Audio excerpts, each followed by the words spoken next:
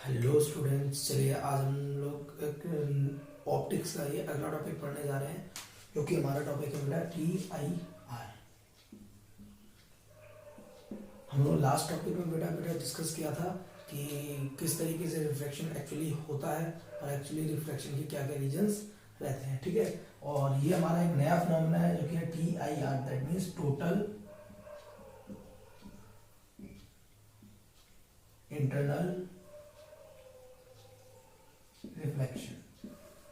If you really read this topic, then you will see that there is a total and there is an internal reflection. ठीक है, यहाँ पर दो words आपको अलग अलग नजर आएंगे, एक इंटरनल रिफ्लेक्शन और एक total. That means internal reflection हो जाए वो भी कैसा, टोटल, तो हम कहेंगे इसको क्या, टोटल इंटरनल रिफ्लेक्शन। बट बात समझिएगा, इंटरनल रिफ्लेक्शन क्या होता है। तो देखिए, जब भी किसी भी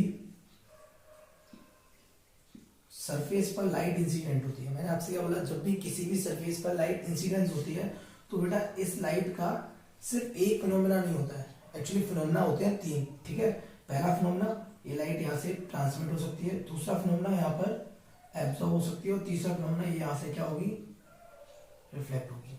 अगर आपने इसको मेयरली बना रखा है किस लिए, रिफ्रैक्शन के लिए, तो मान लिया इसका 95% क्या हुआ, रिफ्रैक्ट हुआ, तो 2% क्या हुआ होगा, एब्जॉर्ब हुआ होगा, और 3% क्या हुआ होगा बेटा, रिफ्लेक्ट हुआ होगा। ये दो फिनोमेना जो एक्स्ट्रा होते हैं इनको कोई भी रोक नहीं पाता। जैसे आपने मिरर में देखा होगा कि जब आप धूप में मिरर से आप रिफ्लेक्शंस दिखाते हैं तो मिरर गर्म हो जाता है। मिरर के गर्म होने की वजह क्या रहती है, मिरर के गर्म होने की वजह है कि उस मिरर ने वहां से आने वाले रेडिएशन को क्या किया, एब्जॉर्ब और किया है। ठीक है, तो ये जो आप अगर देखो तो इस मीडियम से लाइट आ रही है, इस मीडियम से इस मीडियम में जा रही है, तो इसी मीडियम में ये लाइट क्या होगी, वापस होगी, तो इसी मीडियम का ये क्या है, रिफ्लेक्शन।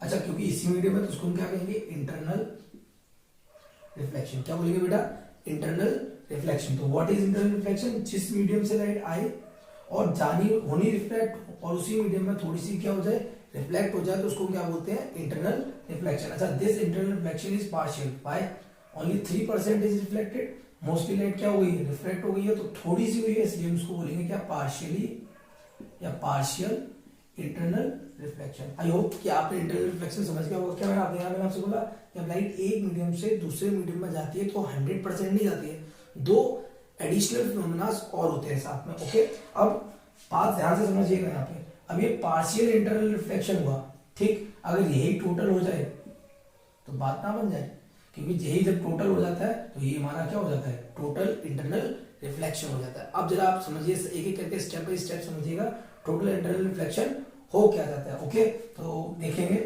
अगर हम ध्यान से, सबका ध्यान रहे, फर्ज करिए अगर हम एक मीडियम ले लेते हैं, डेंसर मीडियम, ये दे रहे हैं, आपको मालूम है ऑप्टिकली डेंसर है, ऑप्टिकली दे रहे हैं, और यहां से लाइट इस मीडियम में भेज रहे हैं। ओके, ठीक, आप यहाँ पे एक नॉर्मल ड्रॉ करेंगे, विदाउट नॉर्मल आप नहीं डिटरमाइन कर पाएंगे ये कहाँ जाएंगे। ओके, ये किधर बेंड हो जाएगी, टुवर्ड्स द नॉर्मल। ठीक, this angle is I and this angle is what, R. अच्छा बेटा, ध्यान से समझिएगा, अब आपको क्या करना है, आपको मालूम है यहाँ से थोड़ी सी लाइट क्या होगी, रिफ्लेक्ट भी होगी, जिसको क्या कहते हैं, internal reflection. This internal reflection is partial. Okay, no problem. अब आप क्या चाहते हो, जो ये 95% है ये भी कहाँ चली जाए, इधर चली जाए, तो आपको मालूम है ये रिफ्लेक्शन कैसा हो जाएगा, 100%। कैसा रिफ्लेक्शन हो जाएगा बेटा, 100% रिफ्लेक्शन हो जाएगा, और इंटरनल वाला। ओके, तो इसको इधर भेजने के लिए आपको मालूम है क्या, आर इंक्रीज करना पड़ेगा। क्या करना पड़ेगा बेटा, आर इंक्रीज, और आर इंक्रीज होता है आई से। ये कैसे पता, आपको मैं बताऊं, आप लोगों ने शायद चीजें नोटिस नहीं की, स्नेल्स रूल आपने पढ़ा है, ठीक, स्नेल रूल होता है sine i upon sine r, important है, sine i upon sine r, और ये क्या होता है, रिफ्लेक्टिव इंडेक्स इक्वल, ये कांस्टेंट होता है। ठीक, आपको मालूम है एंगल्स वेरी स्मॉल हो तो साइन आई को क्या लिख सकते हैं, आई, और साइन आर को क्या लिख सकते हैं, r equal n, that means i is equal n. ये कांस्टेंट है तो हम क्या लिख सकते हैं, i is directly proportional to r. ये रिलेशन आप समझ रहे हो कि आई डायरेक्टली प्रोपोर्शनल होता है आर के, और इसी को हम लिख सकते हैं R is directly proportional to what, I. Simple. तो देखो, जैसे जैसे आप आई इंक्रीज करेंगे वैसे वैसे क्या इंक्रीज होगा, आर इंक्रीज होगा, तो आप आई को बढ़ाएं। ठीक है, तो आई को आप जैसे जैसे बढ़ाएंगे आर भी वैसे वैसे क्या होगा, इंक्रीज होगा। लेकिन एक चीज कंफर्म है, क्या कंफर्म है, ये बैंड किधर होगा, टुवर्ड्स द नॉर्मल। तो आप आई को बढ़ाते जाए, आई और बढ़ाएं, आर और बढ़ जाएगा, आई और बढ़ाएं, आर और। अच्छा आई आप मैक्सिमम टू मैक्सिमम कितना इंक्रीज कर सकते हैं, तो बेटा ये बढ़ते बढ़ते कितना इंक्रीज हो सकता है, 90। तो आप मैक्सिमम टू मैक्सिमम आई कर सकते हो कितना, 90। आपने यहाँ से लाइट भेज दी, लेकिन आपको मालूम है स्टिल लाइट किधर जाएगी, टुवर्ड्स द नॉर्मल। ये फिर भी क्या हो जाएगी, बेंड किधर, टुवर्ड्स द नॉर्मल। ये इस केस में भी किधर बेंड होगी बेटा, टुवर्ड्स द नॉर्मल। अब क्योंकि light her bar towards the normal bend हो रही है, तो इसके इस मीडियम में जाने का कोई चांस बनता है, नहीं बनता। दैट मीन्स हम यहां से एक पॉइंट लिख सकते हैं, क्या, for rare to denser, rare to denser PIR is impossible. ऐसा क्यों हुआ आप समझ रहे हो, ऐसा इसलिए हो रहा है क्योंकि लाइट किधर बेंड हो रही है, टुवर्ड्स द नॉर्मल। ओके, ये बात आपके समझ आ गई होगी। Okay, now come to the next point. अब हम आपको बताते हैं अगली बात। अगर रेयर टू डेंसर पॉसिबल नहीं हो रही कि लाइट पूरा का पूरा 100% क्या हो जाए, इंटरनली रिफ्लेक्ट हो जाए, तो हम दूसरे वाली कंडीशन पे जाते हैं। कंडीशन क्या हो जाएगी, अब हम अभी कहां से कहां भेज देते हैं, रेयर टू डेंसर। अब कोशिश करते हैं कि लाइट को भेज दें कहां, ये रिलेशन आप याद रखेंगे, I is directly proportional to R। Okay, now come to the next relation. हमारे पास अब एक मीडियम है डेंसर। ओके, ये मीडियम डेंसर है, ये मीडियम रेयर है। अब डेंसर से लाइट को भेजते हैं किसमें, रेयर में।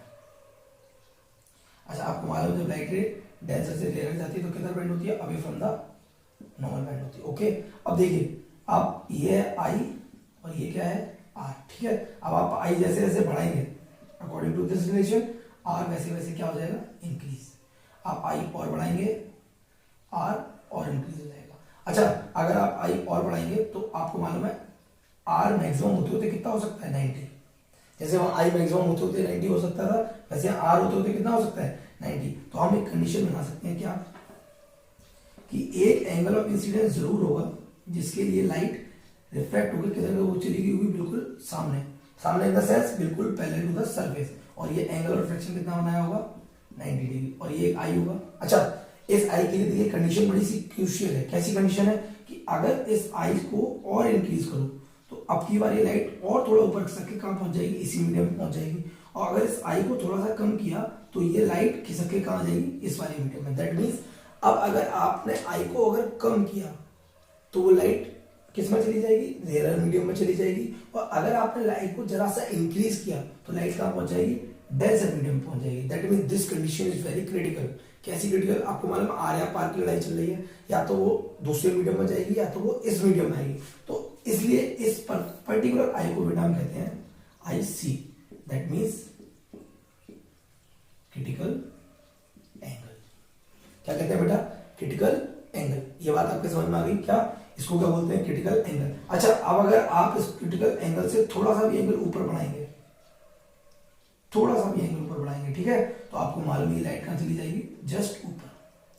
अच्छा एक बात बताएं जरा, आप इसको थोड़ा सा आगे बढ़ाएंगे, थोड़ा सा आई को इंक्रीज करेंगे तो आर भी थोड़ा सा तो इंक्रीज होगा, ऐसा नहीं है। जैसे ही ये इस मीडियम में आएगा बेटा, वैसे ही इसका रिफ्लेक्शन होना बंद हो जाएगा और रिफ्लेक्शन होना क्या हो जाएगा, स्टार्ट। और जैसे ही इसका बेटा रिफ्लेक्शन होगा तो वो रिफ्लेक्शन कैसा होगा बेटा, according to the laws of reflection. तो जितने एंगल पर ये लाइट इंसिडेंस होगी उतने एंगल पर ये लाइट क्या होगी बेटा, रिफ्लेक्ट होगी। डजंट मैटर कि इसको मैं थोड़ा सा आगे किया था, थोड़ा सा जाएगा, क्योंकि उसको लॉज ऑफ रिफ्लेक्शन क्या करना है बेटा, फॉलो करने। तो ये आगे इंसिडेंट रे, ये आगे रिफ्लेक्टेड रे। और आप देख रहे हो जो लाइट रे दूसरे मीडियम में रिफ्लेक्ट हो रही थी वो घूम के कहां पहुंच चुकी है, यहाँ।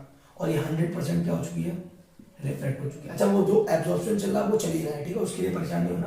तो 100% क्या होगी, रिफ्लेक्ट। अच्छा इससे पहले तक वो क्या चल रही थी, केवल पार्शियली रिफ्लेक्ट हो रही थी। कैसी हो रही थी, पार्शियली, इसी मीडियम में तो इंटरनल। नाउ इस कंडीशन में क्या होगी, वो पार्शियली नहीं है, कैसी है, टोटल इंटरनल रिफ्लेक्शन। उम्मीद है बेटा आपकी बात समझ में आ गई होगी। तो इस फिनोमेना को बोलते हैं टोटल इंटरनल रिफ्लेक्शन। आपने कुछ दो तरीके सीखे, आपने स्नेल थ्योरम भी सीखा। यहां भी आपने एक चीज नोटिस की कि जब लाइट रे डेंसर टू रेयर आई तब ये टीआईआर हुआ, लेकिन जब रेयर से डेंसर जा रही है तो हो रहा था, तो टीआईआर नहीं हो रहा था। तो पहली कंडीशन, टीआईआर होने के लिए लाइट को कहां से कहां जाना चाहिए बेटा, डेंसर टू रेयर, पहली कंडीशन। दूसरी कंडीशन की बात अगर हम करें तो आपको मालूम है आईसी के लिए, for IC I is equal IC, R is equal कितना था बेटा, 90 डिग्री। ओके, तो अगर आई की वैल्यू आईसी से ज्यादा करेंगे, that means if i is greater than ic, ये if i is greater than ic then TIR occur, that mean these two conditions are there for which TIR occurs. तो याद रखना इन दो कंडीशंस के होते हुए ही टीआईआर पॉसिबल है, अगर इनमें से एक भी कंडीशन नहीं हुई तो टीआईआर नहीं होगा। तो that's why these are the conditions for TIR to be occurred. समझ रहे, उम्मीद है ये बात बेटा आपके सामने आ गई होगी। तो ये आपका बेटा क्या है, टीआईआर का फिनोमेना। ओके, तो दिस इज योर टीआईआर। और यहां से अगर आप एक रिलेशन बनाए, एक रिलेशन बनाए तो आपको दिख रहा है यहाँ के लिए जब यहाँ पर एंगल ये आईसी था तो ये एंगल कितना था बेटा 90। तो यहां से अगर आप रिलेशन बनाएंगे तो साइन आई एक्सटेंस रूल है, साइन आईसी ऊपर हो जाएगा, साइन आर कितना है 90, साइन 90 रिफ्रैक्टिव इंडेक्स कितना हो जाएगा रेयर मीडियम का, that means refractive index of rare medium. Okay, अब साइन 91 होता है तो साइन आईसी इक्वल क्या हो जाएगा बेटा, अब रिफ्रैक्टिव इंडेक्स अगर रेडियल मीडियम का, तो अगर आप डेंसर मीडियम का निकालेंगे तो ये इसका क्या हो जाएगा रेसिप्रोकल, तो 1 ऑफ रिफ्रैक्टिव इंडेक्स। ये कैसे हो जाता है, ये वाला रिलेशन आपको पता होना चाहिए, आपने 10th क्लास में सीखा होगा। ये रिलेशन क्या कहता है बेटा, ये रिलेशन कहता है if you know the refractive index of medium 2 with respect to medium 1 then you will also know the refractive index of medium 1 with respect to medium 2, that is your 1/1 2 1। Okay, reciprocal, अगर आप medium के order को reciprocate करोगे तो refractive index भी क्या हो जाता है, रेसिप्रोकेट हो जाता है पहले का। ठीक है, तो इस वाले रिलेशन से अगर रेयर का एनआर है तो डेंसर का क्या हो जाएगा ये, और ये इस मीडियम का आईसी और ये इस मीडियम के रिफ्रैक्टिव इंडेक्स के बीच में बेटा क्या है रिलेशन। उम्मीद है बेटा आपको टीआईआर समझ आया होगा। This is the TIR. Okay, कोई डाउट हो तो कमेंट सेक्शन में पूछिएगा।